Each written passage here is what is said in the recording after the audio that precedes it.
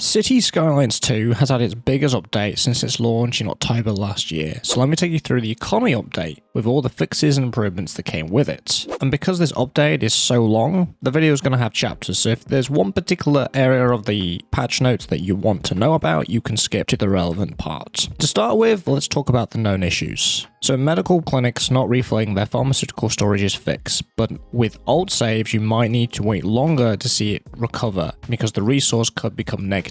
As a workaround, you can destroy and rebuild the building. With old saves, the water budget is reset to the default 100% value, and existing saves may experience a death wave if they have a lot of senior citizens. However, they have made changes to avoid these in the future. Now on to building upgrade rework. So you have more control over upgrades from the selection info panel of city service buildings. All upgrade types can be removed from the selected info panel on a city service building. Sub-buildings can be removed by using the bulldozer tool as well. Sub-buildings can be relocated, and they can also be turned on and off, and sub-buildings can be individually selected. Sub-building upgrades can now be placed freely within a radius limit from the main building, so it means it doesn't have to attach to the main building no more. And they've also updated the city service tutorial. Moving on to the big aspect, which is the economy update. So the government subsidies for the city have been removed to make the economy more challenging and transparent. Taxes and service tabs in the economy tab now unlock at milestone 1, and the production tab unlocks at milestone 2. The added import city services city policy to toggle import of city services from outside connections. So there's a separate imported service items in the budget panel. The outside connections won't send service vehicles if the policy is toggled off, which is off by default. You'll have to enable that as long as you've unlocked it. And the added import service expenses for ambulances, HERS, fire engine, garbage and police. The fee scales with the city's population. So within this, the city service changes. They've increased the chances of entering and graduating above elementary and high school. Adults can now apply to high school if they didn't finish, 1% chance, and they can apply 3 times. The garbage accumulation accounts for students, employees, prisoners, occupants, and homeless people in the calculation. They balance the garbage city service upgrades. The buildings now pay a fixed fee for a garbage collection instead of a variable amount based on garbage collected. They've adjusted garbage accumulation values. They've adjusted the upkeep costs of most city service buildings. The wages for city service employees are paid from player money. They've increased the electricity import price. They've increased the time it takes for ambulance and HERS notifications to appear. They've adjusted the service fee curves for efficiency and consumption. They've adjusted the water service fees. With old saves, the game will force reset the value to the new default position. And they've increased the amount of workers for medical clinic, the small coal power plant, the police station, cemetery, firehouse, and landfill. For the demand changes, residential density depends on household wealth and family size. Household spawns are based on average citizen happiness, homelessness, tax, available student positions, and available jobs. Commercial companies spawn based on household needs, reducing how often the same companies appear in the city. Commercial and industrial demand have been adjusted to avoid not enough customers complaints for newly spawned companies, and taxes now have more effect on demand. For employment changes, the workers from outside connections no longer pay tax. Workers from outside connections are not included in the population or workplace info views. Workers from outside connections will look for new jobs more frequently. Workplaces in outside connections are less desirable than workplaces in the city, so your citizens will prefer and prioritize the ones that are in your city rather than outside. Only citizens who don't have health problems such as sick or injured count as valid employable citizens. Citizens can only receive unemployment for a limited amount of time. When they run out of unemployment, they will complain about high rent and move away. Fixed population jobs and workers amount issue. For households and happiness changes, the households without adults will now move away. Rich households prefer larger homes in attractive neighborhoods, so higher land value, good service coverage, all that kind of stuff. Poor households prefer cheaper houses and don't mind services being far away. Household needs are calculated based on their spendable money, what's left after paying rent, so they now spend their money more reasonably. They've reduced the number of senior citizens moving into the city. They've adjusted the wealth happiness factor to a reasonable value. The low happiness affects the chance a household will move out of the city. Households consider the garbage fee when calculating their spendable money. They've added curve parameter to death rate to smooth the death of senior citizens. Existing cities cities will experience an immediate death wave with this. For production and company changes, they've adjusted values for resource production, resource price, household wages, and tax income. Resource price now has two parts, a low one for industrial processing and another for commercial company service prices. Customers' households pay full price, which is both parts combined. Change the workforce needed per unit for resource processing to a pre-configured amount instead of automatically calculated at the start of the game. Companies now go bankrupt instead of looking for new locations if their current property isn't suitable for profit. They've changed the industrial manufacturing space multiplier from 1 to 5 to allow more workers per grid, so fewer buildings are needed. Adjusted the office employee amounts, adjusted the amount of work required per product to decrease city income. They've adjusted the simulated service prices. They've improved companies to move away not just because of bankruptcy, but also because of the tax rate and workforce factors. Rebalance extract a resource greatly, reducing profitability. And they've also balanced industrial and office companies, default output amount, max workers per cell, resources initial price, and work needed per unit. And they've increased the space multiplier for industrial and office zones. For rent and building level changes, they've removed the virtual landlord, so building upkeep is now paid equally by all renters. Added new rent calculation, so the rent equals the land value plus the zone type multiplied by the building level, which is then multiplied by the lot size multiplied by the space multiplier. They've tweaked high rent notifications to be based on the household's income. Even if they currently don't have enough money in their balance, they still won't complain and will still spend less money on resource consumption. Building level is now based on whether renters can pay the upkeep fee. When they pay the full fee, the building condition increases by a constant amount. If they cannot pay it, the building condition decreases by the same amount. Crime rate adjustments, they fixed police service coverage for zonable assets. The police station will patrol regularly to decrease the crime rate, and all zone type buildings will increase crime rate depending on the police service coverage. The NA and EU Police Vehicle 2 crime reduction value changed to match the NA EU Police Vehicle 1 value. They've removed the crime scene pathfinding limitation of buildings crime rate to avoid all criminals having the same pathfinding result to queue up to do crime. Added a new crime factor to lower crime probability in cities with larger populations. The lower crime recurrence probability due to criminals needing to wait a long time while to remove criminal tag. They've increased the cost of purchasing map tiles. The added upkeep fee for new map tiles, the 9 starting are excluded and do not have map tile upkeep fee. They've added an option to unlock all map tiles, also disables the achievements and the tile upkeep costs. Increase the construction costs and upkeep costs for roads. They've moved upkeep breakdown from tooltip to selected info panel. They've reduced the amount of money the player gets back from bulldozing roads and buildings. They've adjusted the max shopping amount of the household from 4,000 to 2,000. Adjusted the specialized industry unlocking to start from milestone 0. Fixed taxes being collected after bulldozing the entire city. Fix citizen wealth info view not highlighting households with wrecked wealth level. Fix the wrong moving away statistic data being displayed. Fix a new spawned company complaining about lack of workers. Fix commercial zones incur massive amounts of debt for the citizens. Fix refund inconsistencies when replacing road and stops. Fix high death possibility issue. So fire accidents will now only cause 1% death compared to the previous 50% death of an on-fire medium to high density building. The building's destruction event will now cause 50% death compared to the previous 90% death of citizens who are still in it. They fix the outside connection workers who won't find a job, and they fix trade cost divided by 0 buck. That's the economy section. Now moving on to modding. They've updated the mod publisher to use auto login from Paradox SDK. They've updated the Paradox mods to version 1.5.2. So they've added a new feature. Mod details will now show what dependencies are installed and if any are missing. They've done some improvements. When started, it will now try to go online again if being offline before. They've changed the close X hover effect when using a gamepad. They've also improved the text on empty state when on a library or playset details when offline. They fixed the offline mode. Will now start with your active playset. They fixed the double back click from following creator's view. Fixed the broken bumper navigation when offline and using a gamepad. Fixed gamepad legend when offline on library or playset details. They fixed pressing the B button on a gamepad will now close the sync modal. They fixed a warning with font weights, and they've also fixed a warning with height not being set correctly in scroll bars. They've added support for custom units for sliders used in mod settings. They've added support for key bindings for mods, so mods can introduce their own input actions which are integrated into the game input system. They've added key binding field to the automatic option which allows mods to provide key bindings for their actions. They've added built-in conflict detections between the game bindings and the mods bindings based on the action usage. They've added warning sign next to each binding which has conflicts. They've added main menu notification if a mod has a key binding conflict. They've added support for 3 different types of actions: press, 1 button, axis, negative and positive button, vector, up, down, left, right buttons.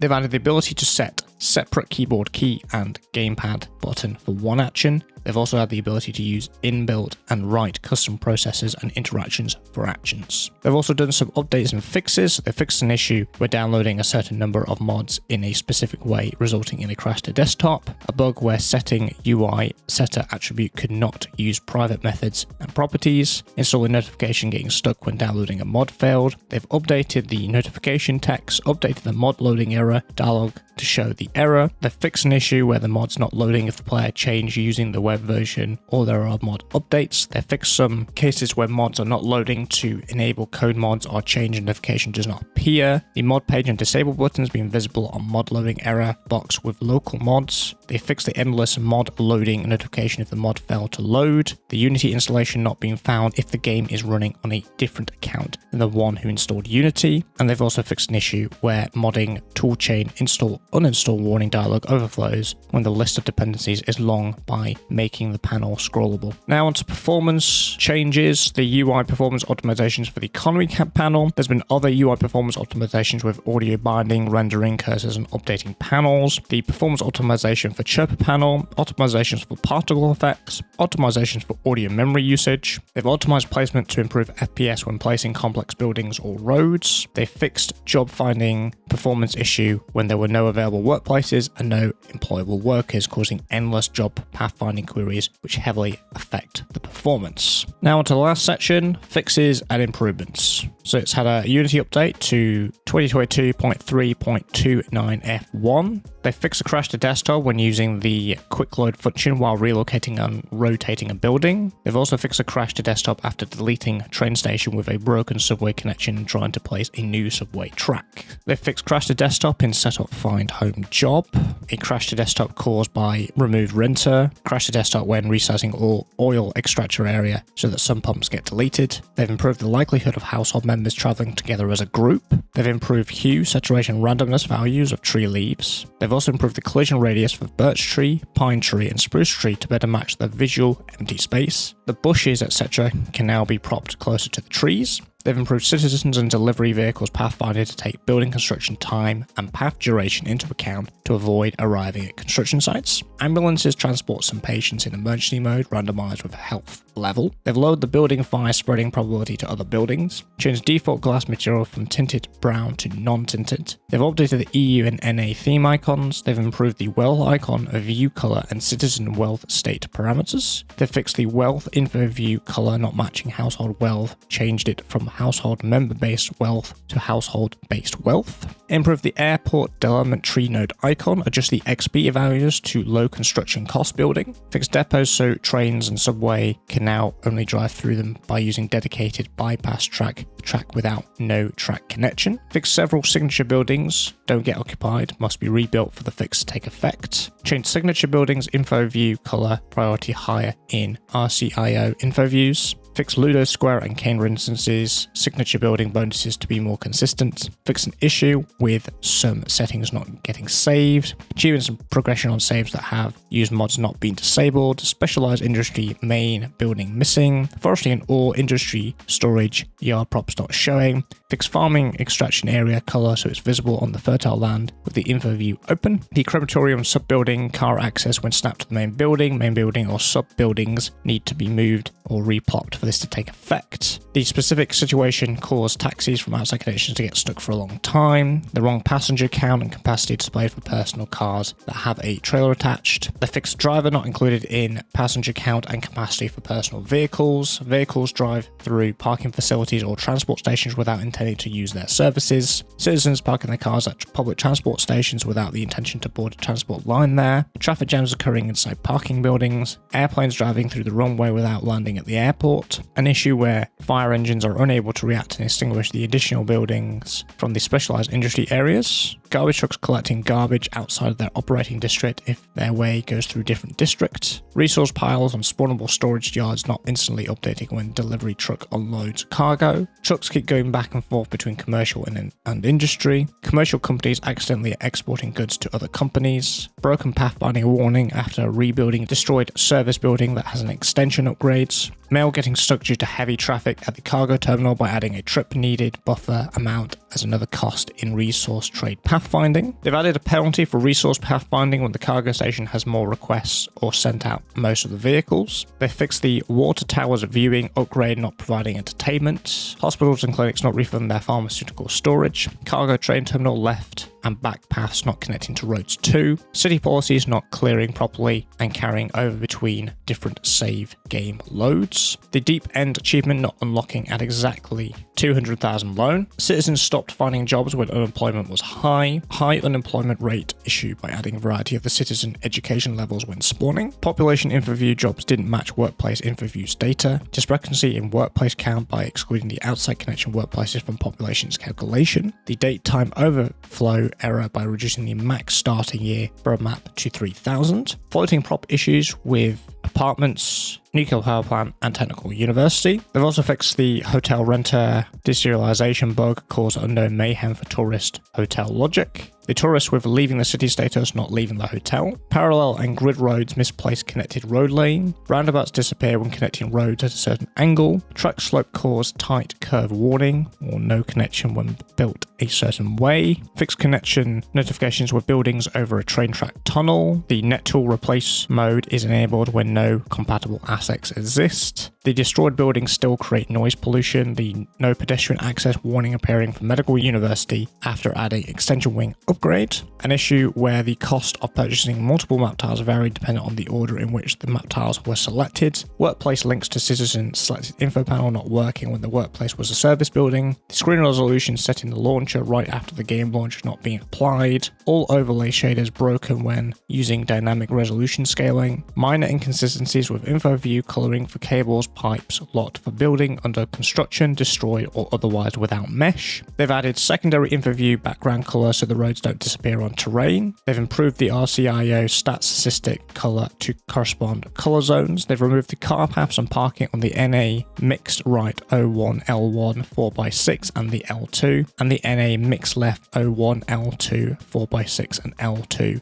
to prevent pathfinding fails due to how the buildings can spawn. Several improvements and fixes for controllers, so they've added more controller hints. They've improved the options navigation with controller so that moving between page content and search is consistent when tabs or advanced options are visible. They've improved multi-line text to be focusable so that the scrollable panel can scroll to it while using a controller. They fixed navigating with the controller over an upkeep section required multiple up-down presses on the controller. Fixed options menu controller navigation issues when the show advanced toggle is present. They fix not all locked toolbar items work focus with the controller, making it impossible to see the conditions to unlock a given feature. They fixed a requirement tooltips for placing a building not updating properly when they moving the building with a controller. They've also fixed an issue with the controller that it was impossible to scroll to the end of the building info panel list if the building did not have any upgrades. They fixed tooltips not rendering properly on top of the controller hints, an issue when opening mods UI profile page with a gamepad. They've also fixed an issue with the names of tabs inside the city service panel cannot be accessed while using a controller. They've fixed building effects not rendering correctly in the UI, a bug where placing a road could cause tooltips to jump between their target positions. The building effects when viewing detail tooltip where placing a building could overlap with building icon. They fixed an options slider position not updating properly if the value was changed outside of the options menu, i.e. changing radio volume in radio panel. An issue where closing citizens life path detail view the list would not refocus on the last focused entry. Several fixes for UI interface scaling when using bigger text size. They fixed the UI disappearing on some tutorial step transitions